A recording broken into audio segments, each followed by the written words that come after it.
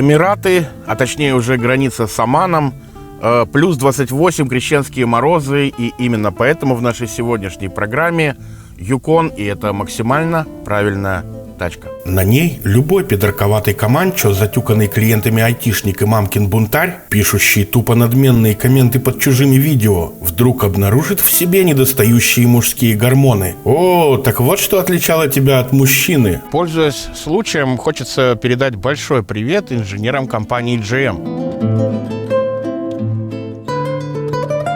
Ведь мужчина – это случайно выживший мальчик, которого всю жизнь воспитывали тетки. Сначала мама, потому что папа или на работе, или в командировке, причем уже лет 10. Потом бедные нянечки, учителя в школе и преподаватели вуза. Ты думаешь, я с тобой шучу? Я не шучу. И ты привыкаешь к тому, к чему мужчине привыкать губительно. Но мысли об этом во мне окончательно уничтожают мужчину. «Зачем ты живешь?» Звучит в голове утихающий шепот из глубины веков. Затем, что враги не страшатся мечей. Они боятся чудовищ. Однако вовсе не обязательно быть чудовищем, ведь можно его подчинить. А иначе зачем пирату попугай на плече?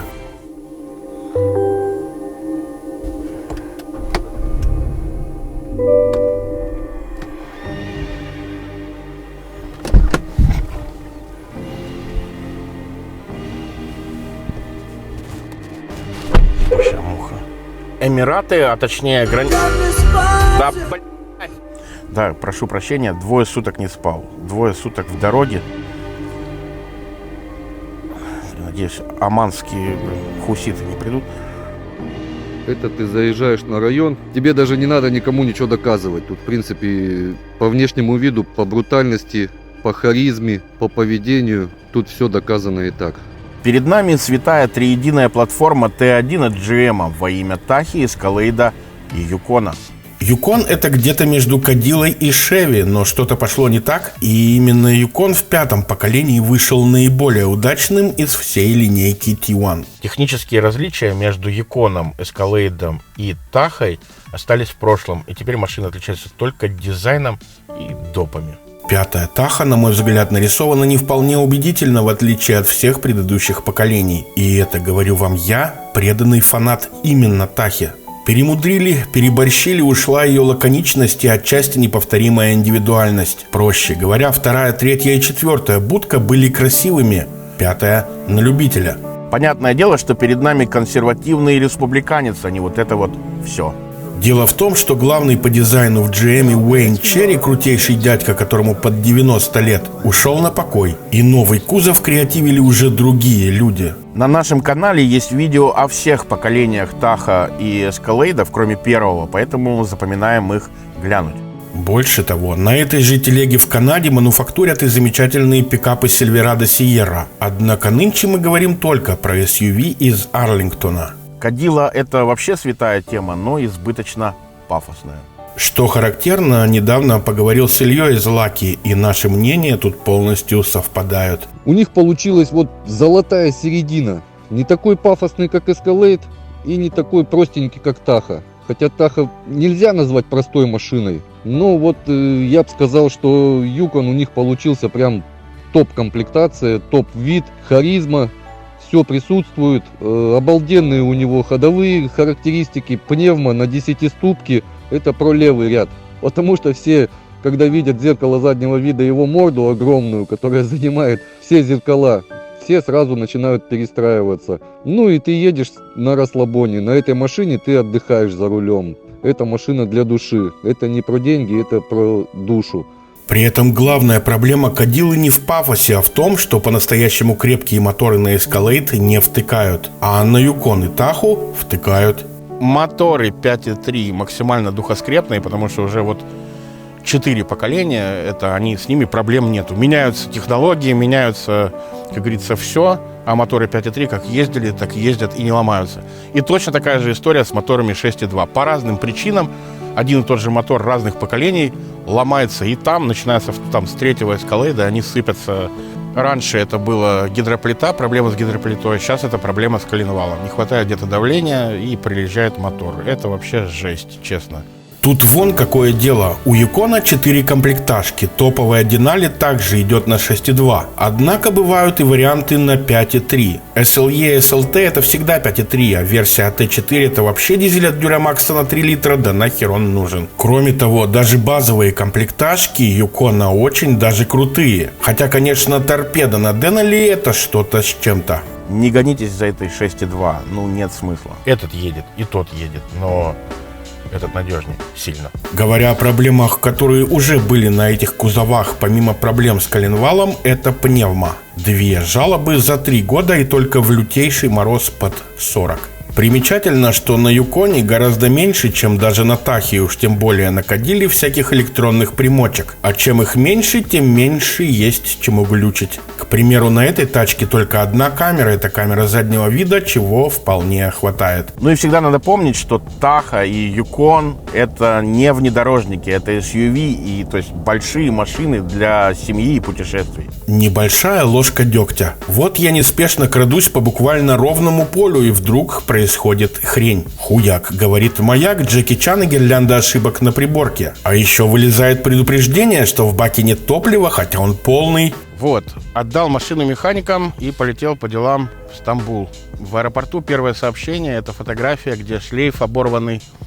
И, говорят, сгорел модуль управления датчиком топлива. Я негодую. Я не ловил камень, я не прыгал по буеракам, я вообще ехал как пенсер. И я не понял момента, когда это произошло. Вот любопытно, я делал всякое на предыдущих поколениях. Ползал по горам, по булыжникам, по мрачной грязище, и никаких проблем никогда не было. Даже намека. А тут оборвал шлейф и спалил модуль буквально на ровном месте. Поехал в верблюдика посмотреть и поломал тачку. Это, ненормально. Это залет. Поэтому... И вроде бы мелочь, $200 ремонта, но дело даже не в этом. Вы думаете, эти провода расположены там, где расположены случайно? Ох, я так не думаю. Все обсуждают заднюю ось, что она низко висит. Но она для того низко и висит, чтобы никто не ездил. Прям производитель говорит, не надо на ней никуда съезжать с асфальта. Ездите, как говорится, по асфальту, либо немножко по щебеночке. Да, любой камень между колеями и привет балке, а заодно и рычагам. Ну, может, на Тахе, заточенной под оффроуд, дела обстоят иначе? Если вам кажется, что на комплектации Z71 как-то по-другому, то нет. Там ничего не защищено, отличается только решеткой. Экологические нормы загоняют инженеров в безумный коридор тупейших ограничений. Отсюда и коробка гидроматик на 10 ступеней, отсюда и новый fuel management, отключающий сразу до 6 горшков. Отсюда и намеки потребителю, что не надо ехать на природу. Верблюжья колючка, которую жует верблюд, обрывает шлейфы на огромной тачке, ну это ли не перебор? Звук забыл включить. Это нормально. Никаких излишеств, все только самое необходимое. Кстати, это Алькантара здесь. Вот почему на днях мы отправили нашему клиенту реальный внедорожник для реального бездорожья. Это же для охоты, для, как говорится, алкоголизма. Все это приветствуем и все это, как говорится, уважаем. Все это проходили, кстати. Из современного только более-менее руль. Старая школа, новая тачка. Круиз-контроль, между прочим, есть. Всегда приятно, когда на родину уезжают правильные машины. Перед нами 76-й крузак, который едет к Алексею в Москву. Это будет первая машина 24 года. На механике, на лебедке со шнорхелем, со всеми пирогами. Механические блокировки, механическая лебедка. Все по фэншую. Специальные есть для тех, кто помнит, как это делать. Значит, рычаги раздатки, переключатели. Все это настолько... Вот можете представить, 24-й год на дворе, а у нас вот тут все, как говорится, машина времени. Вот в прямом смысле. И спасибо арабам, что они по-прежнему заставляют мировых производителей все еще делать те машины, которые по-настоящему могут ехать по внедорожью, по бездорожью, по всяким говнам. Это чертовски приятно. Пишите, звоните, и в режиме онлайн купим и отправим вашу тачку в любую точку мира. Мир окончательно разделил тачки, похожие на внедорожники и на невнедорожники. При этом внешне их все тяжелее отличить друг от друга. За нашей спиной происходит странное действие. Японцы в Эмиратах покупают Тойоту. О чем ты говоришь? Это японский перекуп или и китайский шпион. Лучший среди первой категории True Off-Road это 76-й. Лучший среди второй категории надо подумать. В этом поколении General Motors вплотную подобрался к ренджу, но только в одном Америка пока уступает Англии. Это управляемость. На мой взгляд, Range Rover и GM это конкретный топ в категории SUV. Однако без антикрена и активных стабов жить можно, а вот без хорошего мотора нельзя. А по большому счету хороших надежных моторов на ренджах больше не ставят. Поэтому только GM. Страшную весть принес я в твой дом, Надежда. Зови детей. Некоторое время назад я делал видео про дизельную Салгу на моторе 4,4 литра, где, в общем-то, предположил, что благодаря новым передутым прошивкам и хреновым маслам сие пихло будет приезжать все чаще и чаще. Так и вышло. Например, в РФ они стали отлетать буквально пачками, при этом купить их негде. Как результат, я открываю в Эмиратах разборку, ибо один только мотор окупает всю тачку. Пока это будут Ренджи и BMW X5, а там поглядим. Коли что нужно, пишите. Я, шейх Аль-Максум, готов бросить тебе спасательный круг человеческого взаимопонимания. А еще мы возим оригинальный мерч GM, Cadillac, Chevy, Ram, Hammer, футболки, кепки и все такое прочее. Едет долго, стоит дорого, но оно того стоит. Опять же, пишите. Видео о том, в какую жопу идет мировой автопром, будет в этом углу. Но пока GM делают вот такие тачки, я думаю, у человечества есть шансы. Этой машине можно простить буквально все. Ведь нет ничего идеального в жизни, кроме самой жизни. Юкон оберегает тебя и заряжает энергией, драйвом, хорошими, добрыми чувствами. Он дарит твердое ощущение, что ты можешь все, что у тебя все будет наилучшим образом. Все самое хорошее, приятное и полезное в жизни происходит легко. Отныне ты как трава, которая легко прорастает сквозь бетон, потому что не знает, что это бетон. Зато любой овощ знает, что Китай это говно. И я не устану напоминать об этом в каждом видео. Я вот все время, когда мне говорят про китайские машины, у меня только одна мысль. Как можно ехать на тачке, на которой ты чувствуешь себя просто каким-то деградантом? Вот просто уже только за одно это их не имеет смысла покупать. Это просто вот все равно, что китайские часы, не знаю, одеть. Вот китайский телефон можно еще. Какая разница, он сделан американцами просто на китайском заводе. Но когда китайцами сделано в Китае китайское говнище, и ты на этом едешь, еще ну просто твой уровень жизни всегда будет лететь, потому что сначала самооценка крякнет, а потом все остальное. И не верьте злоебучим блогерам, которые за 3 копейки навешают вам любой херни, подменив черное белым. Пока весь мир упоролся в электромобили, мы как делали, так и продолжаем делать обзоры только на правильные тачки. Удивительно, но иногда в комменты приходят какие-то дятлы и пишут: типа, никто не покупает ваши V8, вот вы обсираете Китай, а также электромобили. В чем логика, непонятно. Как говорят знающие люди, хотите поесть говна, мы с удовольствием продадим вам и ложку. Но все-таки, пожалуйста, заказывайте нормальные машины, это всегда приятно. Это всегда... Мы, во-первых, не должны китайцев, хоть какое-то противодействие, хоть кто-то должен этому противостоять, китайцам вот этим, всякому вот этому говну. Я даже отправлю вам Теслу, помыв руки с мылом. Но это ведь будет ваш выбор, а за ваш выбор я не отвечаю. Тем не менее, и на пушечный выстрел я не подойду к китайской машине. От них за километр несет ущербностью, нищетой и невезением.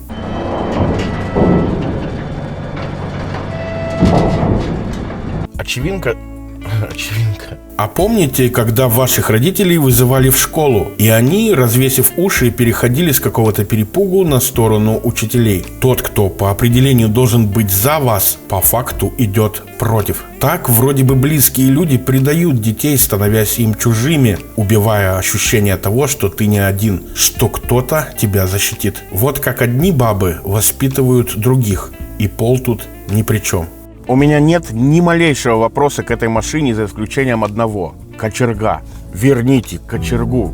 В общем, все, за что мы так любим правильные автомобили, тут есть. И мощный надежный V8, и рама, и главное, Он всегда на твоей стороне, как лучший друг и верный конь. И даже когда ты не прав, когда принимаешь нелегкие решения, он поддержит. Он поймет и не будет читать морали. Он поможет закопать трупы твоих врагов, не спрашивая, кто они и чей вышел косячок. Его зовут Нав. Только давай без шуток, это реальное имя. Юкон – это горная территория на западе Канады, и, видимо, я опять открыл не ту страничку в Википедии. Вот что такое мужское поведение. Забить на мифические долги перед родиной, перед предками, перед коллективом и начальником. Забить на то, что подумают люди, на то, что скажет княгиня Марья Алексеевна. Но для своих порешать любые вопросы, пойти на любые жертвы. Сердце у мужчины только для своих, а для чужих голова и холодный расчет. Мужчина должен защищать, обеспечивать и трахать. Но тетки этому не научат, ибо всю жизнь мучаясь, они воспитывают себе подобных, а потом и живут с ними. Замкнутый круг. Стоит отметить, что шумка стала здесь еще лучше, то есть в машине едешь, вообще ничего не слышно, закрыл окно, и внешний мир исчез. Ну и по этой же причине музыка стала еще гораздо более лучше звучать, гораздо более лучше. Это нормально, друзья, когда ты смотришь на других сверху. А все, что вы можете сделать для людей, которых вам должно быть жалко, это не пополнять их число. Нам говорили, что гордыня грех, но кто это говорил? Тот, кто гоняет по городу на мигалках в кортеже из больших черных машин, так может делать то же, что делают они, а не то, что они говорят? В таком кузове Таха ЛТшка 21 года здесь обходится в 3,5 миллиона. Но когда она добирается до России, благодаря налогам, утильсборам и растаможкам, она стоит уже 7 миллионов рублей. Вот спасибо за это большое властям. Джеймс Кэмерон заработал миллионы долларов на фильме «Титаник», в котором он показывал, как хорошо быть бедным. А нынче кругом типа зеленая тема, эко-хренека, био не био. Нам говорят о преимуществах электромобилей люди, которые никогда не будут на них ездить. Поэтому, друзья, не делайте голову, покупайте только правильные тачки и размышляйте по-мужски. Эта машина восхитительна, не больше и не меньше. Ну а для тех, кого волнует расход, то бишь для жопошников, вот вам любопытная инфа. Ночью ехал Дубай-Рассальхам и обратно. Это на круг 300 километров. Средний расход 10 литров. Напомню, что это трехтонный полноразмерный бегемот мощностью 360 лошадей. На 6,2 будет чуть больше, в районе 14 литров, но это тоже копейки, не так ли? Да, и невзирая на экологию, едут эти моторы одинаково круто. Паровозная тяга, правильный звук, ни малейших провалов и затупов. Тачка настроена идеально. Еще раз повторяю, 5,3 тут вполне достаточно. При этом идея бренда Юкон уходит корнями в гонки на собачьих упряжках. Вот вам и упряжка. Автомобиль из рубрики Make Yourself Great Again, который вытащит вас на вершины жизни. А недавно мне написал один подписчик. Он говорит, что работает в МЧС и не может купить себе хорошую тачку, потому что зарплата маленькая. Что делать? Задает он вопрос. Я отвечаю, так может уйти с такой работы? Ну нет, говорит, я помогаю людям. По радио поет Бейонсе. Бейонсе поет в машине для мадмуазели. Я слушаю песни, которые любит водитель «Газели». Прикольно, думаю. Отличное утешение, которое не утешает. Ведь выходит, что спасение людей – это дико невыгодно. А вы, говорю, берите бабло перед тем, как вытащить кого-нибудь из огня, а не потом, когда все уже давно украли. И так очень быстро вы накопите на хорошую тачку. Народ – это не то, что надо спасать. Это то, от чего надо спасаться. Бутылка 0,5 и бутылка 0,7, и вискарь не встает в холодильник. Холодильник тут есть. Вот, но, к сожалению, только для сока. Ну вот реальная тема. Окружая себя хорошими дорогими вещами, вы привыкаете к лучшему, а значит растете как-то трава сквозь бетон. Ищите таких же, как вы. Идите за теми, кто сильнее, мудрее и богаче, чем вы. Прочь все, что тянет назад, вниз к электричкам, автобусам и китайским тачкам. Только вперед и вверх на Денали с теми, кто на вашей волне, с теми, кто в вас верит. Я, например, верю. Как я уже говорил, мы никогда не делаем рекламу за деньги, но не могу не порекомендовать вам чисто по-братски знакомых здесь, в Дубае, которые занимаются арендой авто. Приезжайте, берите в аренду крутые тачки, чтобы понять, что бетона нет. Нет никаких ограничений, есть только ленивые жопы и набор глупых отмазок. Машины меняют людей. Хорошие машины в хорошую сторону, плохие в плохую.